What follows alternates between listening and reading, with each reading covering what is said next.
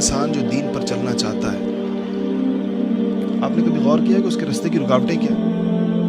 وہ آدمی جو دین پر چلنا چاہتا ہے اور پورے دین پر چلنا چاہتا ہے، اس کے راستے میں 3 رکاوٹیں ہیں۔ ہر انسان کے راستے میں 3 رکاوٹیں۔ پہلی رکاوٹ نفس کی رکاوٹ ہے۔ انسان کا نفس اس کو دین پر نہیں چلنے دیتا، اور وہ انسان کے سامنے مختلف چیزوں کو اس کے لیے زیادہ مرغوب کر دیتا ہے بنسبت دین کے۔ فجر کی نماز، ٹھنڈی ہوا، گرم بستر۔ اب نفس نے فیصلہ کرنا ہے کہ ٹھنڈی ہوا کھانی ہے، ٹھنڈے پانی سے وضو کرنا ہے، اور اب اس نیند کو چھوڑ کے مسجد جانا ہے، یا گرم بستر جس کے اندر رضائی میں دبکا ہوا ہے یہ زیادہ بہتر ہے۔ تو ظاہر بات ہے اگر وہ نفس حاوی ہے تو وہ لیٹا رہے گا، اور اگر اس کی روحانیت حاوی ہے تو اس کو نکال لے گی اور اس کو لے جائے گی، اور بہت لمبا سفر بھی طے کرائے گی۔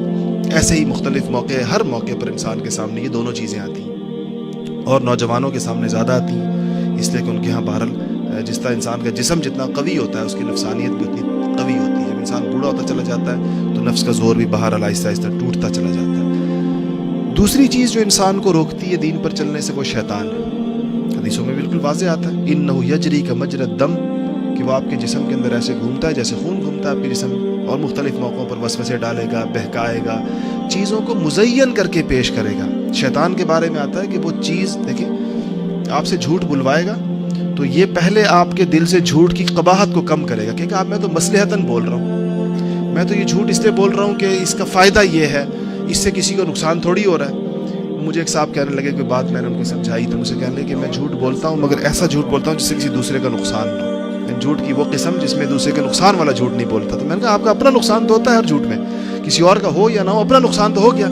تو بالکل وہ سمجھ رہے تھے کہ جھوٹ کی یہ قسم اس میں داخل نہیں ہے کہ جس میں کسی کو نقصان پہنچانے والا جھوٹ کہتے ہیں، میں نے کبھی نہیں بولا، ویسے جھوٹ بولتا ہوں۔ تو یہ شیطان مزین کر دیتا ہے اعمال انسان کے سامنے، یعنی خوشنما کر کے پیش کرتا ہے، تم تو یہ اس مقصد کے لیے کر رہے ہو، تم تو اس مقصد کے لیے کر رہے ہو۔ ترجیح نہیں دینی چاہیے۔ جن چیزوں سے اللہ اور اس کے رسول نے روکا ہے، مجھے اور آپ کو اگر اس میں خیر نظر آنا شروع ہو جائے تو سمجھ لیجئے کہ شیطان نے میرے سامنے مزین کر دیا، شیطان نے میرے سامنے ایک پردہ تان دیا ہے جس کے اندر اس چیز کی برائیاں چھپا دی ہیں، اور اس کو مزین کر کے خوشنما کر کے میرے سامنے پیش کر دیا۔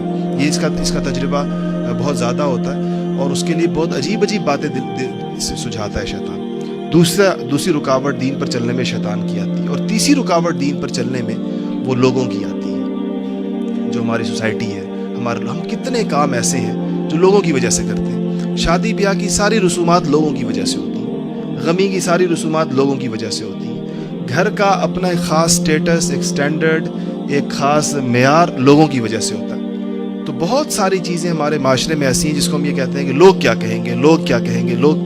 تو اگر آپ غور کریں گے تو یہ 3 رکاوٹیں، جو بندہ دین پر چلنا چاہے گا، آپ اس سے جسے نیت کر لی ہے، آپ اس سے پوچھیں گے تو آپ دیکھ لیجئے، اس کے آپ عذر سنیں تو آپ ان 3 فولڈروں میں سے کسی ایک میں ڈالیں، یہی ہوں گی۔ یا نفس کی رکاوٹ ہوگی، جو انسان کی عادتیں ہیں، یہ نفسانی چیزیں ہیں، ساری عادتیں ہیں نا، انسان نے عادت ڈال لی ہے، یہ نفس کی عادت ہوتی ہے۔ تو عادت ہوگی بعض چیزوں کی اپنی عادتیں چھوڑنا مشکل ہے، مثلا اسموکنگ چھوڑنا کیوں مشکل ہے؟ عادت ہے۔